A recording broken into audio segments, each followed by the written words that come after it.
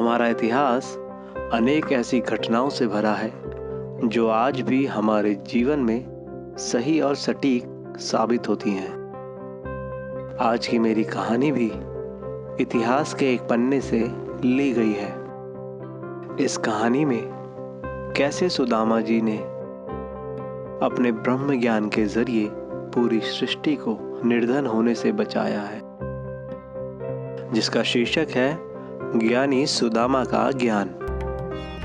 कहानी शुरू करने से पहले हमारे पेज को लाइक, शेयर और सब्सक्राइब जरूर करें। बेल आइकन जरूर दबाएं ताकि अगले आने वाली कविता कहानी का नोटिफिकेशन आपको मिल सके। एक बहुत निर्धन ब्राह्मणी थी।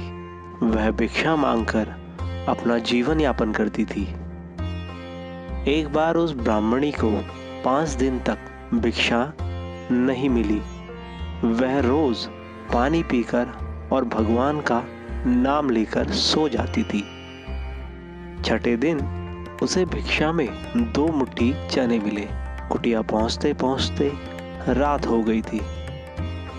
ब्राह्मणी ने सोचा कि अब ये चने रात में नहीं खाऊंगी, सुबह भगवान को भोग लगाकर खाऊंगी। यह सोचकर ब्राह्मणी ने चनों को कपड़े में बांधकर रख दिया और भगवान का नाम जपते जपते सो गई। ब्राह्मणी के सोने के बाद कुछ चोर चोरी करने के लिए उसकी कुटिया में आए तो चोरों को वहां चनों से बंधी पोटली मिल गई। चोरों ने बिना देखे यह अंदाजा लगाया इसमें जरूर सोने के सिक्के हैं। इतने में ब्राह्मणी जाग गई और शोर मचाने लगी। गांव के सारे लोग चोरों को पकड़ने के लिए दौड़े। चोर वो पोटली लेकर भागे और पकड़े जाने के डर से चोर मुनि संदीपन के आश्रम में छुप गए, जहां स्वयं भगवान श्री कृष्ण और सुदामा शिक्षा ग्रहण कर रहे थे। गुरु माता को लगा कि कोई आश्रम के अंदर आया है।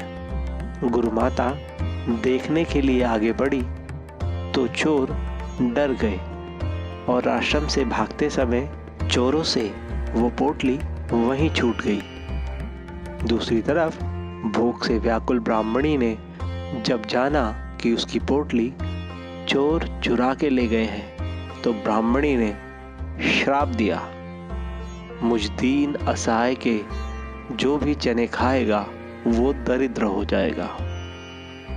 दूसरी तरफ गुरु माता को सुबह झाड़ू लगाते समय वहां चने की पोटली मिली। गुरु माता ने पोटली खोलकर देखा तो उसमें चने थे।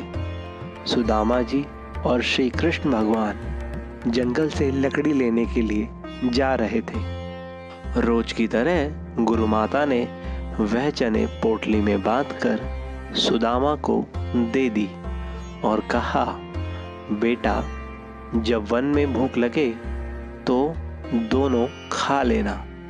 सुदामा जी जो जन्मजात ब्रह्मज्ञानी थे, ज्यों ही उन्होंने चने की पोटली को अपने हाथ में लिया तो सुदामा जी सारा रहस्य जान गए।